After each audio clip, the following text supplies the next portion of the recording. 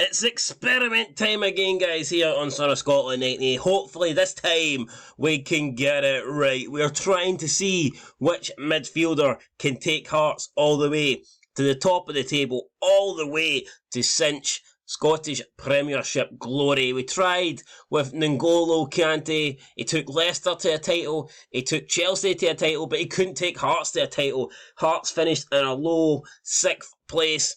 Just goes to show that Scotland isn't a pub league. Scotland is a great footballing nation. And now it's going to be another great footballer who attempts to bring this, attempts to conquer, essentially, Scottish football. We're moving in the one and only Kevin De Bruyne.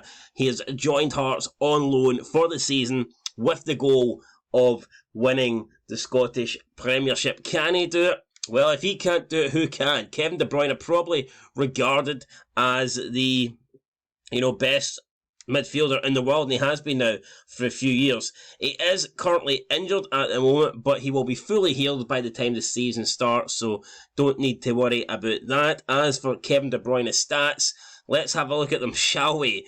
Some of these stats are absolutely insane. We'll start with the technical stats. We've got corners 15, crossing 19, dribbling 15, finishing 16, first touch 16, free kick taking 17. We know he's not known for heading, so 6 doesn't really bother us. 16 for long shots, 18 for passing, 16 for penalty taking, 18 for technique. So, straight away, as a technical player, a lot of great stats in there.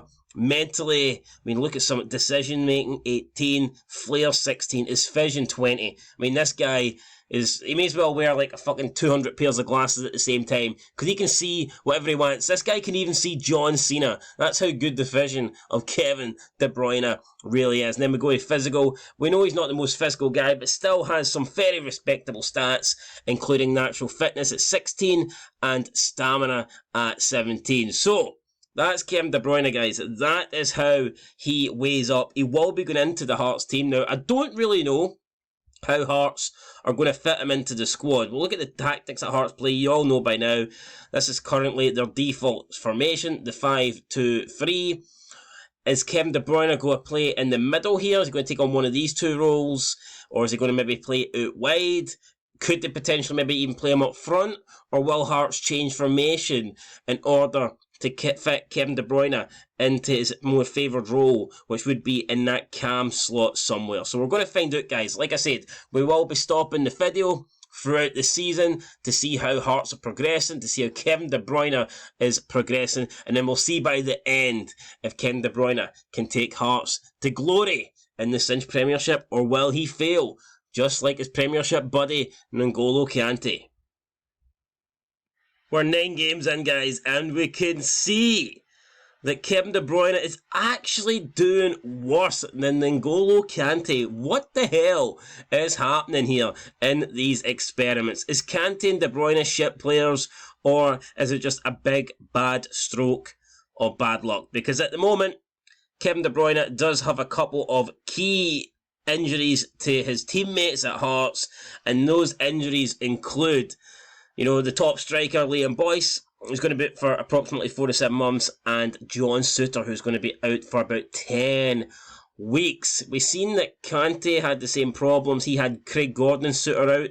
Now, De Bruyne has Souttar and Boyce out, and it seems to be affecting them big time. After 9 games, Hearts only have 2 wins, 5 draws and 2 defeats. And one of those defeats come against a Hibernian at Tynecastle. Not good, not the start that Kevin De Bruyne would have been looking for. However, Kevin De Bruyne has actually himself been playing really good. He's on a 7.57 average rating, only beaten by Rangers' Alfredo Morelos. Kevin De Bruyne, in 9 appearances, has had 3 Player of the Match awards, so he's doing a good job. There's no doubt about it that Kevin De Bruyne is playing well. He's playing to a standard where he will be Hearts' key player. He's almost the best player in the league, but at the moment, it's not enough. Now, Souttar, like I said, is going to be out for a while. Boyce, pretty much going to be out for what? Not the whole season, but he's going to miss most of it, let's be real. He probably will not be back until at least like March time, so he's going to miss basically the entire season. Can De Bruyne, as good as Kevin De Bruyne is, can he somehow step up his game and start dragging Hearts up this league table? I'm not thinking so. I mean, 9 appearances so far. He's scored 4 goals. It's not bad. It's not great, but it's not bad. You know, I'd say for Kevin De Bruyne in Scotland, I think you would have expected more. I'd say that's probably below average in terms of what you would expect. He's not got a single assist in 9 games, which I find absolutely phenomenal. We already covered his rating as 7.57, which is very good. But I mean, come on, in terms of assists, not to assist at least one player in the first 9 games is pretty poor, guys. So we'll see how Kevin De Bruyne goes from here. He's got a lot to do if he wants to drag this injury hit Hearts squad up the table. I mean, already it's looking unlikely that Hearts can somehow win the league. We're looking at them. They are 9 points behind Celtic. Honestly, you probably only see that gap getting bigger. But let's give Kevin De Bruyne the benefit of the doubt. Let's see if he can drag Hearts up the table and if he can catch Celtic, who currently lead the CINCH Premiership. We're now going to skip to January. Let's see if the gap's got any smaller or has it grown.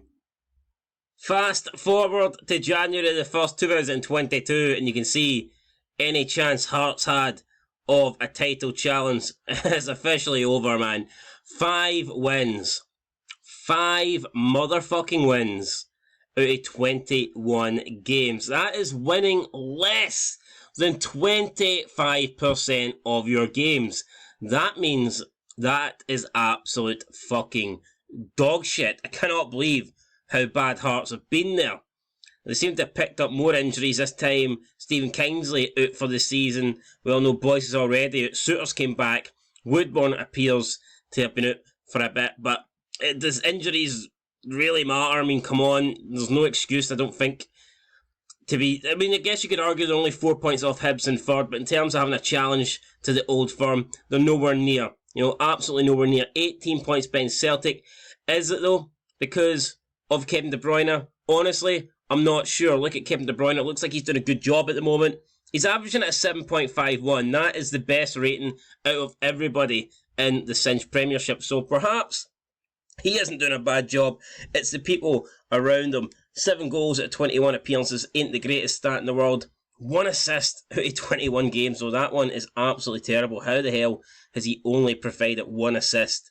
Now, I know they've had Boyce out, and he is Hearts' main striker, and you could argue that maybe Kevin De Bruyne hasn't had, you know, the teammates up front with the firepower for him to pass it to, but I mean, 1 assist out of 21 games, that's terrible. I'd like to think I could have at least assisted 1 out of 21 games. So Kevin De Bruyne, I mean, definitely could have been doing better in that department. 7 goals at 21 games. Again, that's averaging a goal every 3 games. It's like I said at the start, it's not bad, but it is certainly not great. It's not what you'd expect from a player of Kevin De Bruyne's talent. So meanwhile, he may be delivering in terms of like actual performances. He's playing well on the pitch, but when it really matters, when it comes to the stats, when it comes to him providing goals, either scoring them or setting them up, he just hasn't really delivered. And him contributing to 8 goals in 21 games just is not enough, and it is why Hearts are struggling, and it is why they're nowhere near winning the league. So again, we're just going to sim right to the end of the season, because like I said, whether Hearts do sneak into the top 6 split here, or whether they don't, there's absolutely no hope that they challenge Celtic. Celtic only lost 1 game so far. Hearts have only won 5. You know, you do the maths. There's no way Hearts are coming back to launch a title challenge. At this rate, they'll probably be lucky if they could even get third, the way things are going. So let's sim to the end of the season and see how the Kevin De Bruyne experiment ends. And there it is, guys. Fair play to Kevin De Bruyne. He did go on to have a great second half of the season. He helped push Hearts all the way up the table into third place. But in terms of winning the league, hell no, Hearts still came drastically short, finishing 23 points behind eventual winners Rangers. Also finished 23 points behind Celtic, who lost the title on goal difference. Unlucky for them. But yeah, Hearts finishing in third. They did well from the 1st of January, but the damage was already done.